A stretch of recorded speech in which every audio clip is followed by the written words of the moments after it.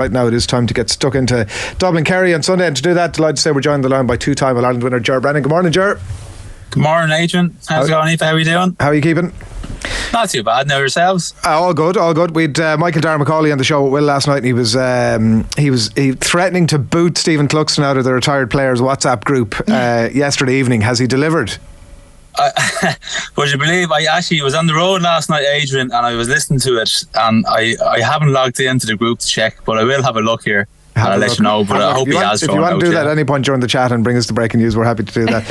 Yeah, I can do that for you. You played your full career with Cluxton, obviously, and he was already even well established, I think, when you came into it. But there's a lot made, obviously, about his impact this year. Did they get to the final? But would they have gotten to the final this year without him? It's a fair question. Like, obviously Dublin have two very good keepers as understudies in Evan Comerford and David O'Hanlon. Obviously with Stephen gone since last season, Adrian, and most of the league this year, I thought David O'Hanlon did particularly well. I thought when Stephen turned up warming up for that, was it the league semi-final or the league final? He was the first that anyone knew that he was going to be back in the panel. I actually thought David O'Hanlon had a great game that time in goals, which was testament to his character, that he didn't falter or become overly nervous, that the main man was back in town and was going to put a squeeze on him. So with that performance, I was surprised to see that Stephen got back in so early. But at the same time, you know, if you're coming back to play and given what Stephen has won, you know, you're not coming back to be sitting on the bench. You're not coming back to sulk either. If you're not getting a run, you're coming back to put your shoulder to the wheel to try to improve the group and try to win back your position, which obviously he was able to do. So would we have gotten to a final without him? Possibly. Did we improve our chances of getting there with him? We did. Aisling and myself were talking about earlier on about the drive to 9 and the three players that are going for it, and I'm slightly putting the cart before the horse here, but humour me if you will.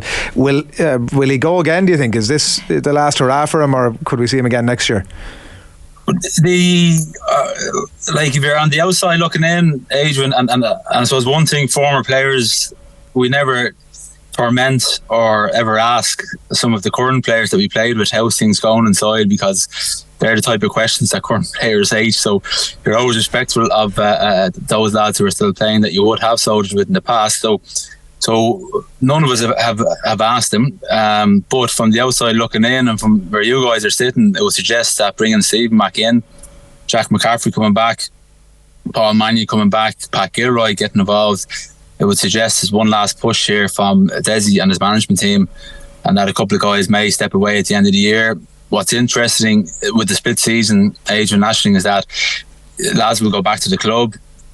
They'll play away. They'll get a couple of months out of that, depending on how well the club goes, and then, you know, it's 6 months until you play your next inter-county game. So maybe after the final, or even other teams that have been knocked out in the semis or the quarters recently, fellas who have a few miles in the clock, they're probably thinking, "Genie Mac, I'm tired of this. I need a break." But then all of a sudden, you're probably advised, listen, leave it alone, get the club campaign under your belt, and then see how the legs are come Christmas time, and then you could go at it again, you know. But it's hard to tell. But it would suggest that there could be an exodus of lads after the game on Sunday. And if that is the case, Ger, where does that leave Dublin then? I think it leaves us in a rocky-ish place, Aisling, to be fair. I think Desi has done his utmost to try to integrate a lot of the newer lads and put his slant on the team, but he probably has gone back to some of the tried and tested. Lee Gannon has certainly been one of those guys that Desi's introduced, and he's certainly up to it, senior county level. I think he's stepped on again this year. I think Colin Basquel has been knocking around a few years. He's had one or two wonderful performances, obviously. Most notably Mayo, he was better marked against Monaghan, so he'll have another opportunity to prove himself on Friday. If Tom Lahiff has also been given a run, but like we've been very fortunate, Aisling, myself as a player, to have played part of my career with some of these great names that are taken to the field tomorrow. And again, you guys, you're obviously me, Lady, and Adrian, you're a Dub, are you? Oh, Jesus Christ. End this interview straight away. Westmeath. Oh, Westmeath, sorry, yeah. So you two have a good bit of banter with each other in there, but a good win for Westmeath a few years ago. We don't even talk about it. So we've all been treated to one of the most talented group of players ever. In the same way that you're probably speaking about some of the Limerick players there too, and the hurling, the likes of Paul Mannion, Jack McCaffrey, Conor O'Callaghan. Look, at the list goes on. It's going to be very hard to replicate those guys. Are they there in Dublin? They're not at the moment. Will they be? Who knows? It'll come down to a bit of luck. In fairness to the county board, over the last number of years, the structures are there. There's a lot of committed people in the county board and in clubs trying to, from a participation point of view, first and foremost, to attract kids away from soccer or rugby or other sports, particularly when they hit the later teens. And so there is a mountain of work being done to retain players, which obviously does give you a chance if you have more numbers, It does. The word, nobody has mentioned this word in relation to Dublin in the last sort of 15 years, I don't think, but it does feel like we're headed into a transition period, it must be said. Yeah. There's a lot of the papers writing up, it's covered in a lot of the back pages this morning about Dub's best ever is one that just so happens to be here in front of me here on the Mirror. It's in most of the papers, and it's Desi getting a little bit emotional about James McCarthy and what he's brought to the Dub setup. He best ever, he said, and there wasn't a caveat about it. Do you go with that? If you look at James' overall contribution throughout his career, and obviously going for 9 All-Irelands, like James having a bad game is a 7 out of 10. So consistently over his career, James has had the greatest impact on this Dublin team as an outfield player. And then you'd have to put Stephen Cluxton in that bracket with him then in the goals. But James's just overall contribution, he just rarely puts a foot wrong. And even there's been a couple of games this year, moments within games, and even I've seen him go 30, 35 minutes where the game has probably gone away from him a bit, and you'd be probably watching saying maybe this is the end for James, and then all of a sudden he comes out at half time where he goes up and wins a great ball and he's driving forward, he turns the opposition and the momentum, the tide turns, and all of a sudden Dublin might kick 1-2 or 3 or 4 points unanswered, and that's the game over. And that's what James brings. So I would fully agree with Desi's assessment there of James's contribution to Dublin over the last 10 years and longer. Yeah, he's been incredible this year, like the form that he's been in, and maybe the midfield battle. This is where the game could be won and lost. Dermot O'Connor, Jack Barry, and then Brian Fenton and James. It's incredible. Yeah. The four midfielders, probably 4 of the best in the game. Yeah, well, on Jack Barry and Brian Fenton, Aisling, it's probably been well noted at this stage. Jack is one of the few lads that's managed to curb Brian Fenton's influence in some of the previous meetings. So no doubt he'll be detailed to pick up Brian again and to take him out of the game. Jack is more notably a spoiler. He would have attended UCD where I'm working, and I've been fortunate to see him grow and develop. But he's extremely athletic, very dogged, never gives up, gives in. And I think the challenge is going to be to Brian Fenton that this is one of these players that you haven't been able to shake off, and that's the challenge to you going into the game on Sunday. Can you shake off this guy and dominate him? I think in Dermot O'Connor, I think he's been very impressive at midfield. He's usually dynamic. I've seen him play with the colleges. He doesn't seem to get overawed by who he's marking. I think maybe emotionally he probably reacted a small bit the last day, getting the black card against Kerry, and maybe with experience he probably avoids such ill-advised or poor decisions to kind of allow himself to be put in that position to be put off. But he has all the athleticism there of a James McCarthy too. And I think it's going to be a huge and very exciting battle to see those 4 lads go at it. And it's hard to call it. You would say the scale is probably way in favour of Dublin, just given what Brian Fenton and James McCarthy have achieved to date. But they're going to be faced with 2 hungry individuals, with Jack Barry and Dermot O'Connor. We had Anthony Miles in studio during the week, and he was talking about it sort of stood out because it almost felt like it was rare an endorsement of Desi and what he's been doing, and he was talking about like he feels as if the players are bought in a little bit more to the message over the last year, maybe that they weren't in a way before that. What's the WhatsApp group take on Desi Farrell? Well, a lot of the lads in the WhatsApp group would have played with Desi. Desi has managed a lot of the lads who have retired at minor and under 21, and a few of the senior guys, Adrian, who have stepped away. And Desi's work as CEO and one of the co-founders of the Gaelic Players Association. So everyone in Dublin has an incredible amount of time for Desi. Desi has done incredible things on and off the field for players and continues to do it. And I can vouch for that personally through my engagement with the GPA and the supports they would have put in place for me when I was kind of transitioning out of towards the end of my career into employment and whatnot. So there's a huge respect there for him, Adrian. From my point of view, any man, no more than Derek Lane taking over Kilkenny, if you take over after a great manager, it says a lot about the character of that individual. You know, you look at poor old Anthony Miles. Did he get a 6-year term after Alex Ferguson? He lasted 9 months. But you look at what Desi has done coming in after one of the greatest managers ever in Jim Gavin, 6 All-Irelands in 7 years under Jim. And to be able to win in the first year, yes, is there a carryover from Jim's influence on that group? Definitely there is. But then there's been 2 kind of barren years, some good, some bad, some ugly. But you can see Desi, in his humility, he has reached out for support from some of the previous greats that have been involved, and look at Pat Gilroy's involvement, look at Stephen Cluxon come back in, and then obviously Jack and Paul Mannion coming in.